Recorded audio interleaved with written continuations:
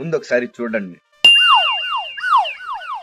చాలా మంది బోర్ మేకల గురించి పార్ట్ 2 చేయమని అడగడం జరిగింది. కొన్ని చిన్న కారణాల వల్ల నేను వీడియో అప్లోడ్ చేయలేకపోయాను. సో మీ అందరికీ, నా ఫాలోవర్స్ కి, మా వ్యూవర్స్ కి ముఖ్యంగా వీలైతే క్షమించండి, లేదంటే శిక్షించండి. మొత్తానికి మా ఛానల్ ఉందని గుర్తించండి. Welcome to our channel Pashumitrudu. ఈ బోర్జాతి మేకలు అన్ని రకాల వాతావరణాలకు అనుగుణంగా ఉండి అనంతపూరు, కర్నూలు, విజయవాడ లాంటి పట్టణాల్లో వీటి పెంపకం మరియు మార్కెటింగ్ జరుగుతూ ఉందన్నమాట ప్రజెంట్ అయితే.